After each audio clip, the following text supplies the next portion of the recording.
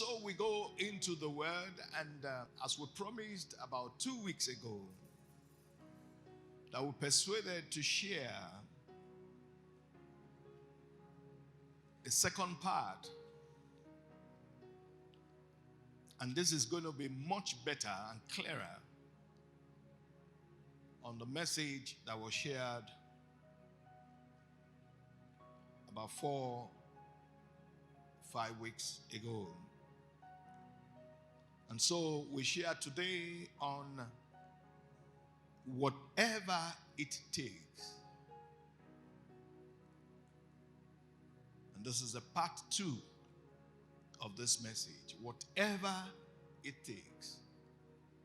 Important moments in life when you just have to do whatever it takes. Our text is taken from Esther chapter 4,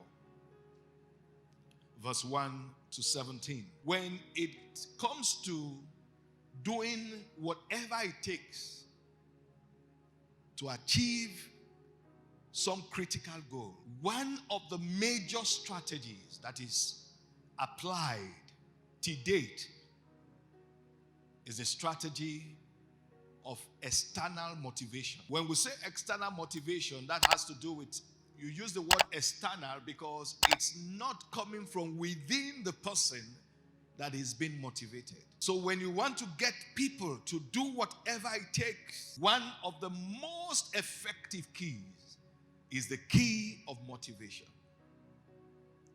Now, this key has a positive dimension, and it also has a negative dimension. And these two dimensions of motivation are very, very effective.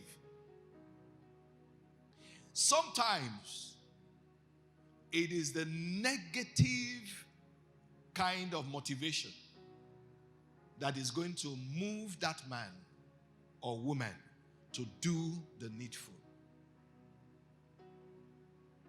If you look at this story here now, you can see that Esther wasn't being promised a major reward to rise to action. Mordecai rather activated the negative kind of motivation. And that comes in the form of, could come in the form of punishment. It could come in the form of a threat of what could happen to that person if that person does not do the needful. Our Lord Jesus Christ also emphasized this approach. In Luke chapter 19, verse 12 to 26, he gave the story of a man who was traveling, and he called his 10 servants and gave each of them some amount of money.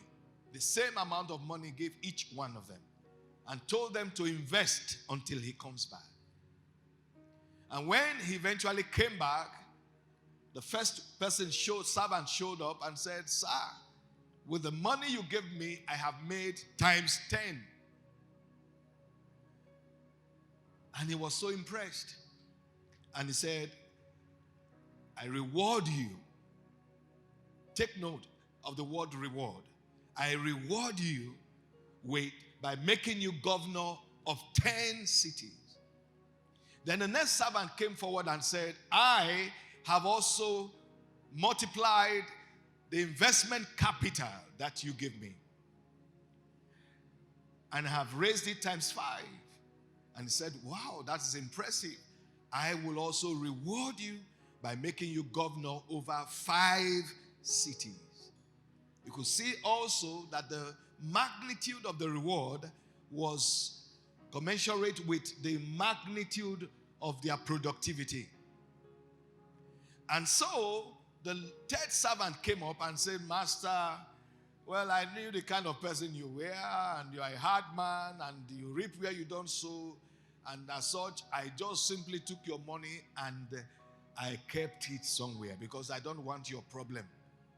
And the man became very angry. He said, why didn't you just put my money in the bank instead of leaving it completely idle without any added value? So he did something.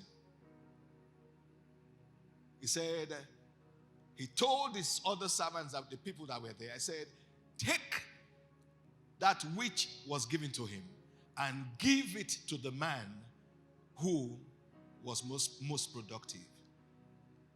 So if you check the story of the parable of the talents, you will notice that it was exactly the same pattern of what Jesus was saying here. So he's showing to you this key of rewards, motivation, motivating people. One, positively through rewards and incentives, and then also motivating people in a different dimension by letting them know what they stand to lose, the repercussions, the side effect of a particular thing they are doing or certain things that they refuse to do or to stop. That is another way of getting people to stop a particular thing. If you want to change things in Nigeria, it's not just going to come through rewards. It must come also through punishment. It must come also through levies, fines. It must come also through people being corrected in a way that will influence them to do the needful. Without that, many people will never change. And so Mordecai told Esther in verse 14, and if you notice, this was the turning point for Esther. This was the point where Esther eventually had a change of mind. So what did he tell her in verse 14? He says, if you keep quiet, now help and freedom for the Jews will come from another place. But you and your father's family will all die. That is one of the key things now that woke Esther up and made her quickly do the needful. He says, who knows, maybe you have been chosen to be the queen for such a time as this. Then verse 15 to 16, he said, then, having now heard what she stood to lose, having heard what could happen to her and her own family, even though she was queen, Esther had a change of mind. So verse 15 to 16, he said, then Esther sent this answer to Mordecai, go and get all the Jews in Susa together and fast for me. Don't eat or drink for 3 days and nights. I and my women servants will fast too. After we fast, I will go to the king. I know it is against the law. I know it is against the law to go to the king if he didn't call me. But I will do it anyway. So, in the spirit of whatever it takes, there will be critical moments in life where we cannot just give excuses. Even if your excuse is justifiable, something still has to be done. Something still has to be done. So whatever it takes, similar words to these are words like it means do everything possible. Do everything possible to solve that problem. Do everything possible to rescue that child. Do everything possible to ensure that opportunity is not lost. Whatever it takes also means make every possible effort. Sometimes it could mean at any price. Please get this thing done at any price. Get it done at any price. In Proverbs 23, verse 23, Living Bible, it says, get the facts at any price. and hold on tightly to all the good sense you can. Whatever it takes also means going ahead to achieve that goal despite anything that will happen. Despite anything that will happen. There would also be a time where to get rid of that problem, there is a probability of also suffering some loss. But what we are saying here is that at times, that remains the best option. It remains the best option. It's better to suffer a little loss and get rid of the problem than allow that problem to persist and continue to lose so much endlessly as long as that problem is allowed to stay. So whatever it takes, it means to do whatever is required to achieve a goal, even if that means taking extreme measures and sometimes questionable measures.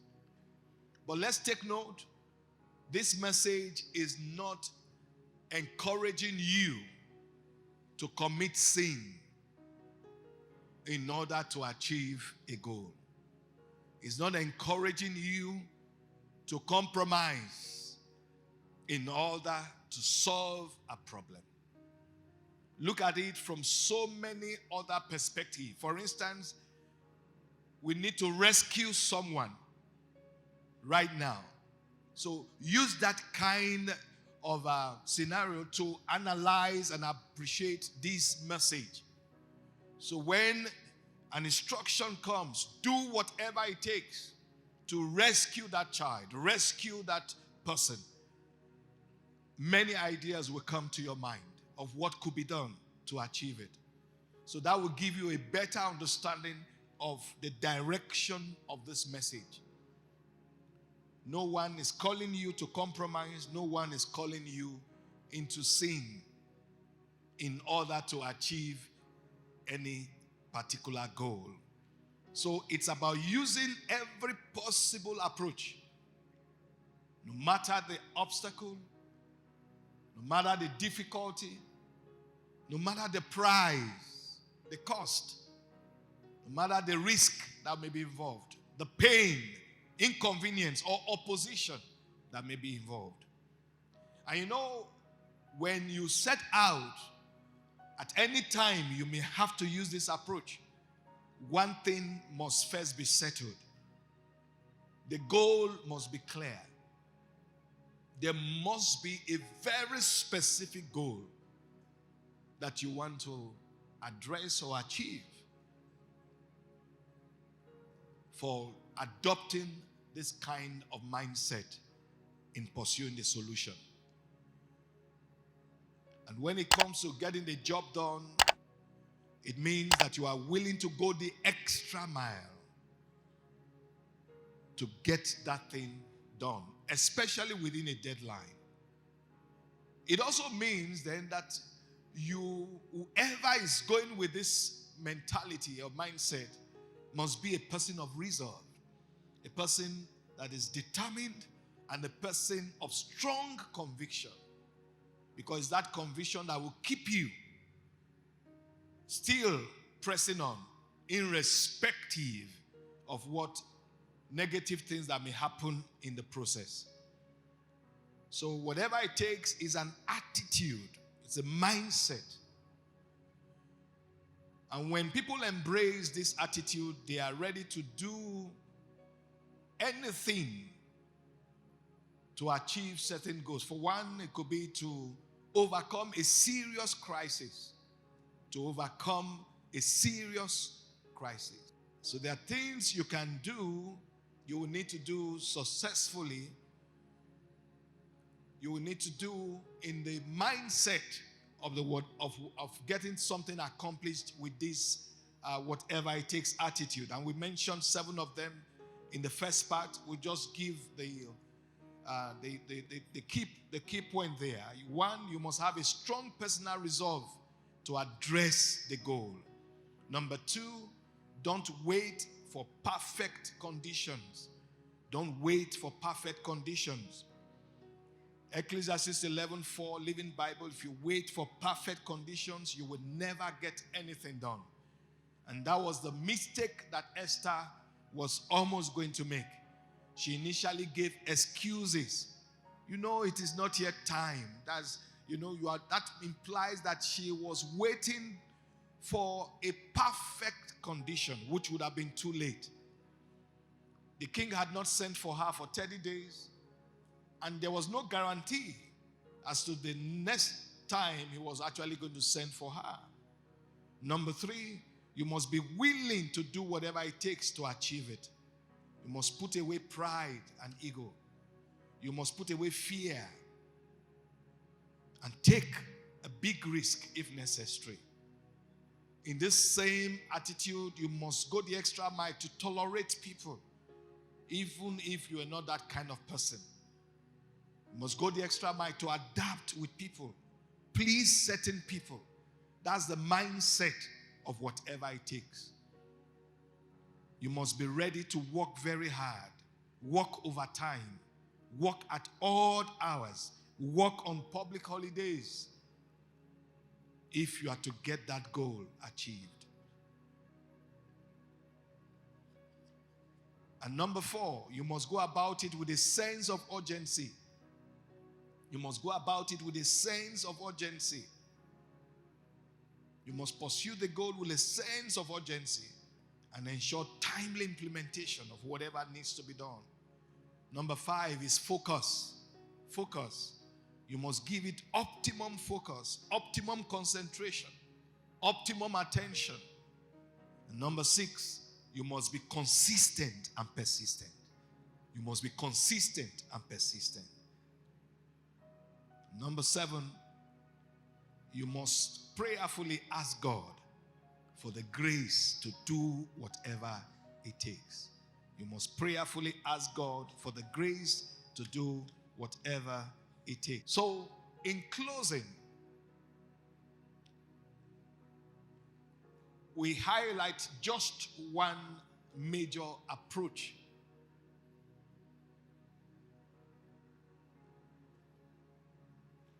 that many times has been used successfully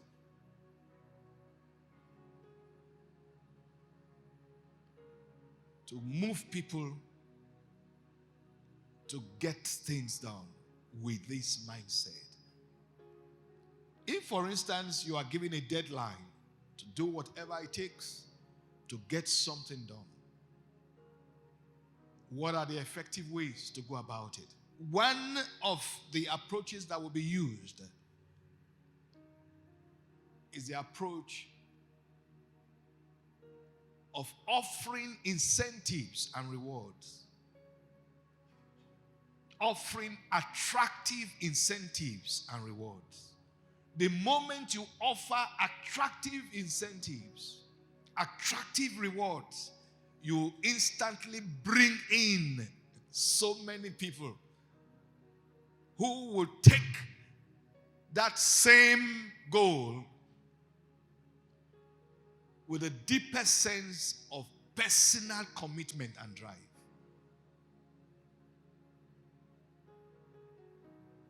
You are going to see so many people now running and doing everything possible to achieve that goal as a result of the attractive incentive, the attractive reward that you have just offered.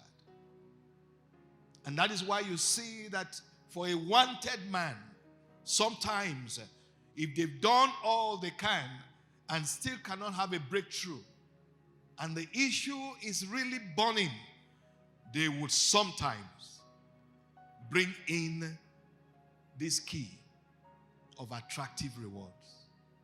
And so a very, very enticing amount of money will be publicly announced as a reward for anyone that can offer information concerning the wanted man. Luke chapter 19, 12 to 26. Now, if you go and read also the parable of the talents, you will see exactly the same pattern. And those who are fruitful, productive, they are rewarded. And then those who ever fails to even do anything or add value, there is a repercussion. There is a negative consequence. And this is a pattern that is meant to stir up people to go the extra mile and get results. Secondly, it's also meant to push people not to be idle or indifferent with what is expected from them. Because when people know that whether they do anything or not, nothing, they stand to lose nothing, then most will do nothing. And so in some organizations, there are people that just come, they resume, and all before long they are waiting for closing time.